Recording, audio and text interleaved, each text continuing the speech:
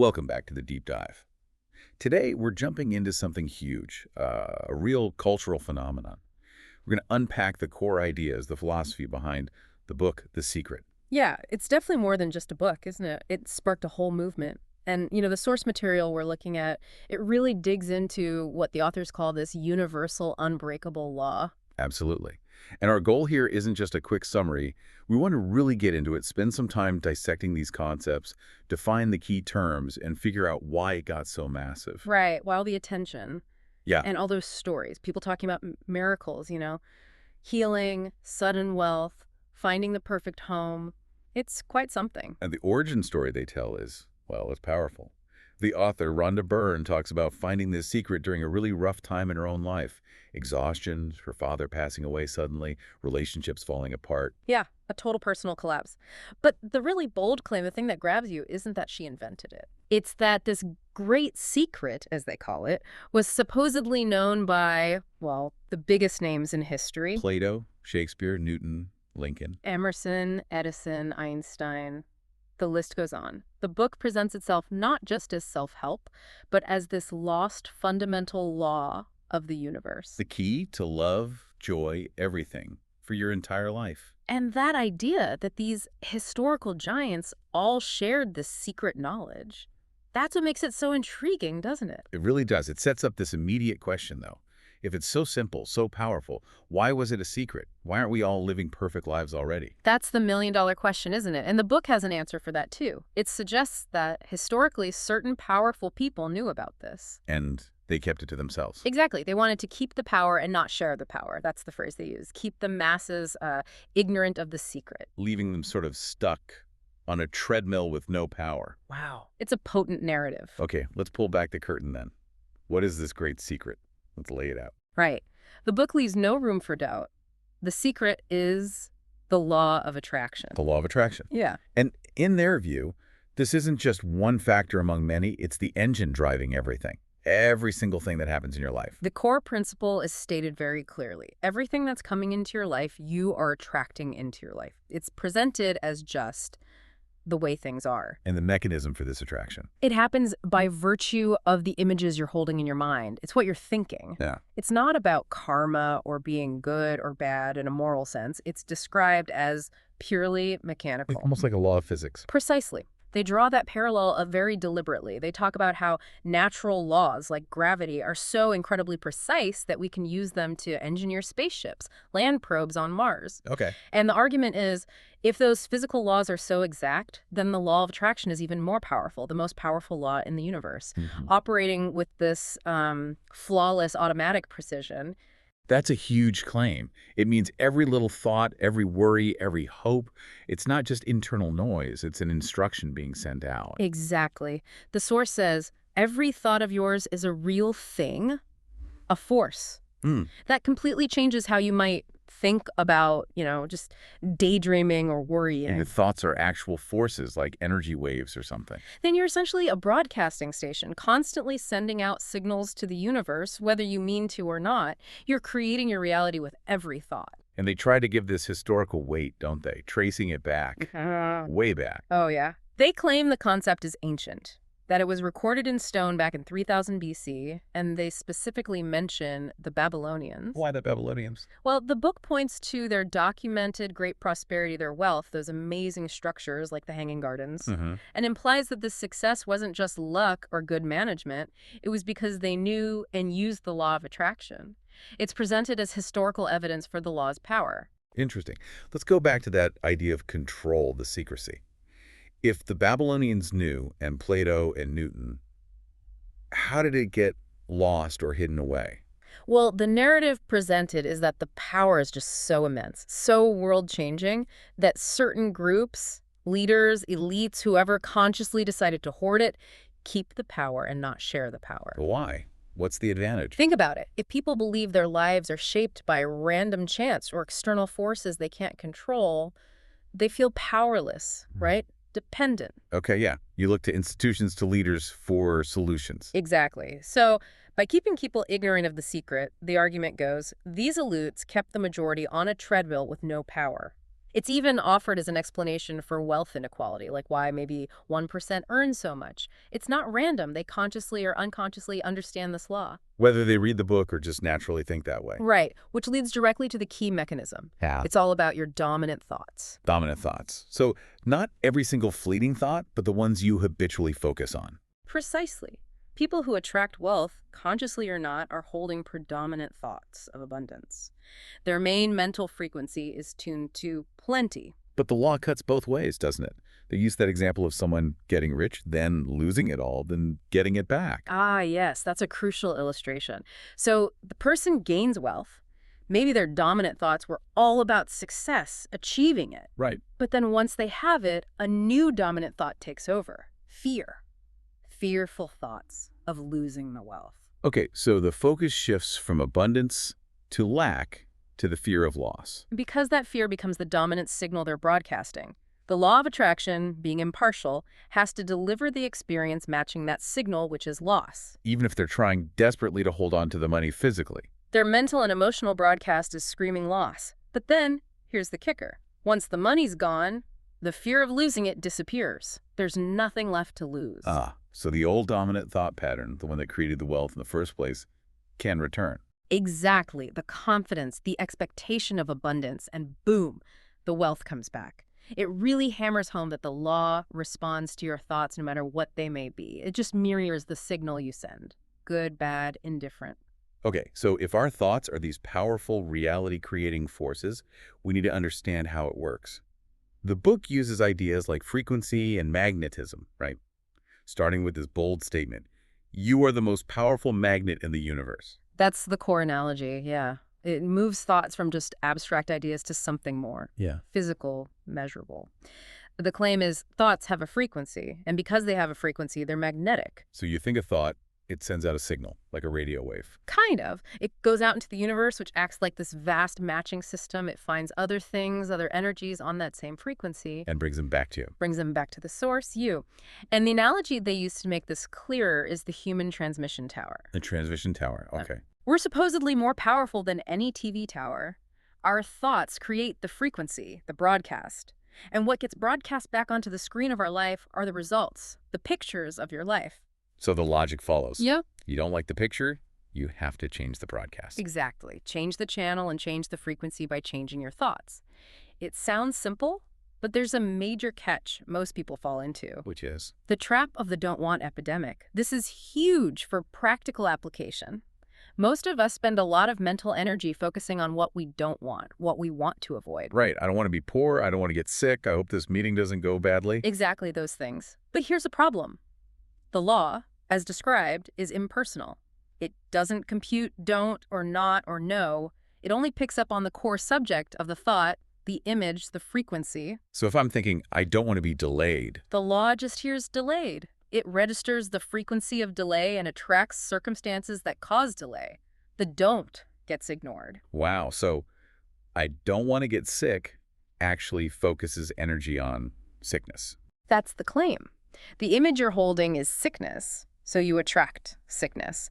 Even things like, I hate my commute, or I can't stand this mess. The universe, or the genie as they sometimes call it, just hears commute, mess, and gives you more of it. So pushing against something you don't like actually makes it stronger. Resistance feeds it. What you resist persists. That's a key phrase they use. The solution isn't to fight the negative. It's to shift your focus entirely to the positive you do want. Instead of anti-war, be pro-peace. Instead of anti-poverty, focus on abundance. Exactly. Put all your energy into the frequency of peace or abundance or health. But let's be honest, changing lifelong thought habits, that's incredibly difficult. Yeah, you can't consciously monitor every single thought. They say we have like 60,000 thoughts a day. Something like that. It's impossible.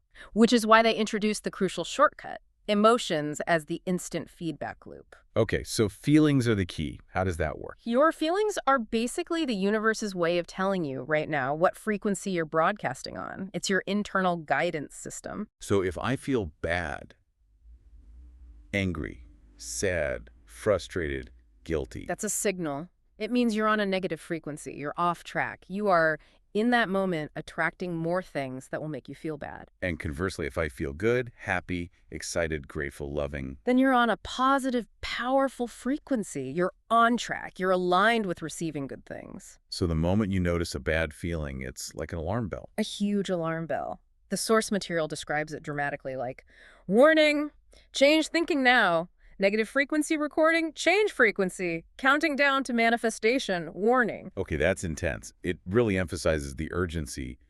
Don't stay in that negative state because you're actively ordering more negativity. Exactly. But what about genuine hardship? Real loss, tragedy. You can't just snap your fingers and feel joyful. Does the philosophy dismiss grief or pain? It doesn't dismiss it, but it cautions against dwelling there indefinitely because the law is always operating. The advice isn't necessarily to jump from despair to ecstasy in one go. It's about incremental shifts. So just try to feel slightly better. Yeah. If you're grieving deeply, maybe the goal is just to move from utter despair to maybe just sadness, or from anger to frustration. Any step up the emotional scale changes your frequency, even slightly. And the universe then responds to that slightly better frequency. That's the idea. It gives you something a little better, confirming the shift, helping you build momentum towards feeling good. And if feelings are the gauge, is there one feeling that's considered the ultimate, the most powerful frequency? Yes. Love. Unequivocally. The feeling of love is the highest frequency you can emit. The law of attraction is sometimes called the law of love. Exactly. Because if you can cultivate a predominant state of love, gratitude, appreciation, you are, according to this philosophy, tapping into the most powerful creative force in the universe. Your life has to transform. Okay, so we understand the mechanics. Thoughts are magnetic, feelings guide us. Now, how do we actually use this consciously? This brings us to the creative process. And they use that classic story, Aladdin and the genie, right? Yeah, it's a really effective metaphor. It sets up the dynamic immediately. You are Aladdin, the master, the universe, the law of attraction. That's the genie. And the genie only says one thing. Your wish is my command. Always listening, always ready, never judging. It doesn't care if your wish is good or bad, big or small. It just assumes that whatever you're thinking about, focusing on, talking about, that's what you want. You're the boss. The genie just delivers. So the creative process is basically the instruction manual for how to make your commands clear and effective. And it's broken down into 3 steps. Ask, believe, receive. Let's start with step 1. Ask. This sounds simple, but it's where people often stumble. You have to get clear about what you want. Vagueness gets vague results. So just wanting more money isn't specific enough. Probably not. How much money? By when? What does having it feel like? Clarity is described as the only real work you need to do. And how should you phrase the request? The recommendation is crucial. Write it down and write it in the present tense. Start with, I am so happy and grateful now that, and then describe your desire as if it's already happened. I am so happy and grateful now that I have that new job. Or that I have perfect health. Exactly. That phrasing immediately shifts your feeling away from lack towards having it. And there's a key rule about asking. Ask only once. Ask once, like ordering from a catalog. You place the order, you don't keep calling back to see if they got it. Asking repeatedly signals doubt, signals lack. It implies you don't trust the first request went through. Okay, so formulate clearly, ask once, then comes step 2. Believe. This seems like the hardest part for many. It often is because it requires faith that overrides your current physical reality. You have to believe that it's already yours. You need to act, speak, and think as though you are receiving it now. So even if the bank account is empty, you have to somehow embody the feeling of abundance. You have to embody the feeling. It's about frequency. If you ask for something but keep feeling lack and looking at the evidence of lack, you're broadcasting the old, unwanted frequency. Belief is about maintaining the frequency of having received it from the moment you ask until it shows up physically. But how do you do that? How do you act as if you're wealthy when you're struggling to pay bills without feeling, well, delusional? The advice is to focus on the feeling state first. How would you feel if you were wealthy, secure, generous, relaxed? Practice those feelings. How would you walk? How would you carry yourself? Maybe make small gestures that signal readiness. Like if you want a new car, clear a space in the garage. Exactly. Act as if delivery is imminent. And a massive part of this belief step is letting go of how it will happen. The how is not your job. Right. Don't try to figure out the logistics. Trying to work out the how is seen as interference. It's your logical mind trying to control things, and it signals a lack of faith. You're essentially telling the genie, I don't trust you can handle this, so I'll micromanage. But The universe, or the genie, supposedly knows the best way. It always knows the shortest, quickest, fastest, most harmonious way to bring your desire to you. Your job is just the what and the belief. Leave the how to the expert coordinator. It's like driving at night. You only see the next couple hundred feet in your headlights. But you trust the rest of the road will appear as you move forward. You don't need the whole map laid out from the start. Okay, ask, believe, Mm-hmm. and step 3, receive. What does this involve? This is about getting into the feeling state of it already being here. Begin to feel wonderful about it. Feel the way you will feel once it arrives. Feel it now. So it's really doubling down on the feeling aspect of belief. Yes, and living in that emotional state. And this is where inspired action comes in. It's different from just slogging away. How so? Well, action taken from a place of lack, trying to make it happen, feels like struggle, like swimming upstream. It's effortful, maybe desperate. Inspired action, however, comes from the feeling of already having it. It feels effortless, joyful, like flowing with the current. It's when you suddenly get an idea, a nudge, an urge to call someone or go somewhere. And it feels light, easy, fun. Exactly. That's the universe guiding you, showing you the next step, and the advice here is crucial. Act on it immediately. The universe likes speed. Don't delay. Don't second guess. Don't doubt. So when that intuitive hit comes, jump on it. That's the signpost on the road the universe is revealing. Follow it quickly. If you follow these 3 steps, ask clearly, believe fully, receive joyfully, the claim is you have total creative control. Now, to help maintain that high-frequency believe and receive state, the book suggests some practical daily techniques. The first one seems absolutely central, the process of gratitude. Gratitude is presented as the ultimate frequency shifter. Our default mode is often noticing what's wrong, what's missing. Gratitude instantly flips that. It forces your focus onto what you do have, what is good, what is working. It tunes you into the frequency of abundance, not lack. There's that quote. Whatever we think about and thank about, we bring about. So thinking about things you're grateful for actually attracts more things to be grateful for. It's a positive feedback loop. Exactly. You feel good expressing thanks. That raises your vibration. The law responds by giving you more good stuff, which gives you more to be thankful for. And they suggest making it a real daily practice. Oh, yeah, quite intentionally. Like starting your day before you even get out of bed by just flooding your mind with gratitude, thinking of everything you appreciate, big or small, and really feeling the thank you. And repeating thank you throughout the morning. There's also that physical tool they mentioned, Yeah. the gratitude rock.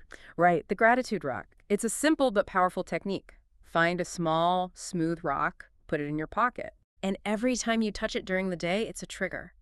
Pause, and think of at least one thing you're grateful for right then. It just keeps interrupting that potential downward spiral of negative thinking. Keeps pulling your frequency back up. Exactly. But the most potent use of gratitude is weaving it right into the creative process itself. How? By giving thanks before you receive. Precisely. Bro. When you start your ask with, I am so happy and grateful now that I have, you're thanking in advance. You're declaring it done. It's the ultimate statement of faith. You're not asking from want, you're thanking from possession. Powerful. Okay, the second big process is visualization. Yes, visualization. We hear about it a lot, especially in sports, but the book defines it very specifically. It's creating detailed mental pictures, but crucially, doing it in a way that generates the feeling of having it now. It's not just seeing it, it's feeling it. Right. They mention the science behind it, like visual motor rehearsal with Olympic athletes. The mind and body don't fully distinguish between vividly imagining an action and actually doing it. The same neural pathways fire. So if you mentally rehearse success, your body chemistry actually starts to align with success. That's the idea. So the technique is to make your visualization incredibly detailed, sensory, and focused only on the end result, not the process of getting there, just the having of it. See yourself driving the car, feel the steering wheel, smell the leather. Exactly. Make it a full experience. Create pictures with movement. Immerse yourself until you generate the genuine feeling of ownership. The goal is to feel so good, so complete in the visualization that you almost don't even feel the need for it anymore because mentally you already have it. That state of already having, it seems key. And the story of John Assaraf and his vision board illustrates this perfectly, doesn't it? Oh, it's an amazing story. Really highlights the subconscious power. He created a vision board back in, I think, 1995, pinned up images of his goals. Including a picture of his dream house? A specific, magnificent house, yeah. Cut from a magazine. Years go by, he moves multiple times, becomes very successful. Then, about 5 years later, he's unpacking old boxes. And he finds the old vision board. Finds the board, looks at the picture of the house, and just about faints. Because he was living in that exact house. He bought it, renovated it, moved in years earlier, without consciously remembering that specific picture from the board. Wow. So the image, the frequency he set by creating that board worked away in the background. The law of attraction, operating subconsciously, orchestrated everything needed: the opportunities, the finances, the realtor, showing him that specific house to bring him into alignment with the image he'd focused on years before. He didn't consciously engineer the how. The universe handled the how. Incorrect. Okay, let's talk specific applications. Money and abundance. What's the core advice there? It seems counterintuitive. It is. The main thing is stop focusing on debt. Thinking get out of debt keeps your energy firmly planted on debt. Which attracts more debt, according to the law. Right. So the practical advice is, okay, set up an automatic payment plan if you can. Take the thought and worry about debt out of your daily focus. Then put all your mental and emotional energy onto prosperity, abundance, wealth. It's a complete focus shift. Yeah. And changing your language is part of that. A huge part. Stop saying, I can't afford it. That's a declaration of lack, a command for more lack. Replace it with, I can afford that, I can buy that. Even if you don't believe it at first. Even if you feel ridiculous saying it, you're consciously choosing to broadcast a different frequency. You're faking it till you make it on an energetic level. And giving plays a role, too. A massive role. Giving money away with a feeling of joy and abundance is seen as a powerful statement of, I have plenty. It signals overflow. And the law has to multiply that signal back to you. That's the principle. But, and this is crucial, it has to be joyful giving from an overflowing heart. If you give sacrificially, feeling resentful or like you're depriving yourself. That's a frequency of lack. Exactly. And you'll attract more lack. Joyful generosity affirms abundance. Resentful sacrifice affirms scarcity. Makes sense. Okay, what about health and wellness? The mind-body connection is central here. Absolutely. They point straight to the placebo effect as undeniable proof. If someone deliberately raising her vibration to the highest possible state, and the claim is she healed herself completely in about 3 months with no traditional treatment. That echoes the Norman Cousins story, too, Wow. curing himself with laughter and vitamin C. Exactly. Both stories are presented as evidence that positive emotion, positive frequency, can overcome even severe physical ailments.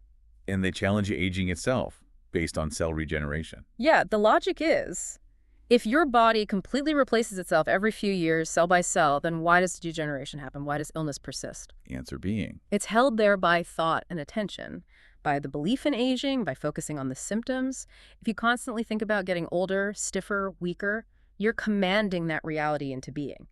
So aging is basically limited thinking. That's the phrase. If you shift your focus entirely to vitality, perfection, renewal, and think of physical issues as temporary, like a pimple, the body, responding to that new frequency, must regenerate accordingly. Okay, moving beyond the practical stuff, the book ends on a really profound, almost spiritual note about who we fundamentally are. It starts by grounding it in science, though. Right, back to basics. Everything is energy. Even solid objects are just vibrating energy fields at the atomic level. So if everything's energy... You're an energy magnet. Exactly. And this isn't just a physical description. It defines your identity. You're not just this finite body stuck in time and space. You are fundamentally an unlimited spiritual being. Pure, eternal energy that can't be created or destroyed. And it connects this individual energy to something bigger. The universal mind. Yes, the idea that we're all interconnected, all part of this one universal mind or consciousness. It's everywhere. It is everything. And because it's everything, it contains everything. All possibilities, every invention, every discovery, all knowledge, it already exists within this universal mind as potential, just waiting for a human mind to tune in, focus, and draw it forth. So we're not just discovering things, we're actually pulling them out of this infinite potential. We're co-creators with the universe. That's the implication. We're not passive observers. We're active participants in creation, which leads directly to a really important consequence regarding how we treat others: oneness and competition. If we're all connected, all part of this one mind. Then any negativity you direct towards someone else, judgment, anger, resentment, you're ultimately directing it at yourself because they are part of the same you, the larger whole. So sending out bad vibes literally just brings bad vibes back to you via the law. It has to. And this completely dismantles the idea of competition. Wow. Because competition comes from a mindset of lack, doesn't it? The belief that there's not enough to go around, not enough money, jobs, partners, resources, a limited pie. Okay. But if the universe is infinite abundance and we're all connected, then when you compete, you're essentially fighting against another part of yourself. You compete against you. So the advice is to just step out of the competition mindset altogether. Completely. Take competition out of your thinking. Become a purely creative mind. Focus on creating what you want from the infinite supply, not on wrestling someone else for a limited share. Create your own pie. Don't fight over slices. A good way to put it. And this innate creative power we have is accessed most directly through the power of language. Specifically, 2 words. Oh, yeah. The 2 most powerful words, according to the book, because whatever follows I am is a declaration, a statement of being, a command to the universe. So when you say, I am tired, or I am broke, or I am sick, The genie, the law, snaps to attention and says, your wish is my command. You're literally summoning that reality, defining yourself into that state. that's sobering. It means we have to be incredibly mindful of how we finish that sentence. Absolutely, which is why they recommend consciously, deliberately using affirmations. The big one they suggest covers pretty much everything. I am whole, perfect, strong, powerful, loving, harmonious, and happy. Declare that as your fundamental truth, your core identity. Exactly. Own it. And all of this ties into the ultimate question. What is our purpose here? And the answer is surprisingly simple, isn't it? No grand, predetermined mission. No blackboard in the sky with your name and task written on it. Neil Donald Walsh is quoted saying that. Your purpose is simply what you say it is.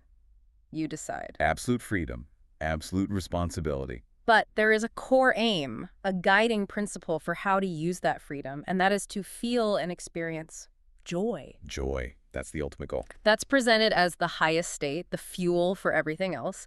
Inner happiness is success. There's that great line, if it ain't fun, don't do it. Prioritize feeling good now. Because if you can tune your frequency to joy, radiate that feeling consistently, the law of attraction must bring you more circumstances, people, and experiences that match that joy. The external world just reflects your internal state. You create your own heaven on earth by choosing joy first. Hashtag tag outro. Wow. Okay, that was a really comprehensive deep dive into the secret and the law of attraction.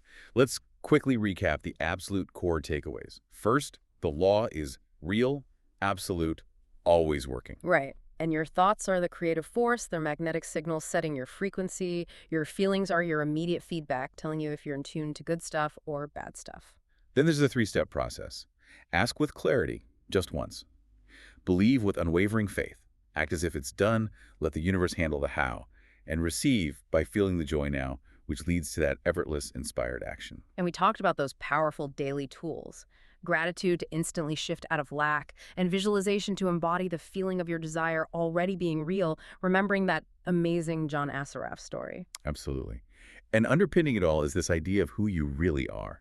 Not limited, but an unlimited spiritual creator, part of the one universal mind. Where competition is meaningless and your words, especially I am, shape your reality, and your ultimate purpose is simply to choose and experience joy. So the message is clear. You are the master of your universe. You hold the power. Using this knowledge, starting right this second, well, that's entirely up to you. And maybe consider this final thought drawn right from the source material. The Earth turns on its orbit for you. The oceans ebb and flow for you. None of it can exist without you. So, knowing that, knowing the truth of who you really are, this infinite, powerful creator, how are you going to consciously choose to create the very next moment of your life? How will you embrace your magnificence right now?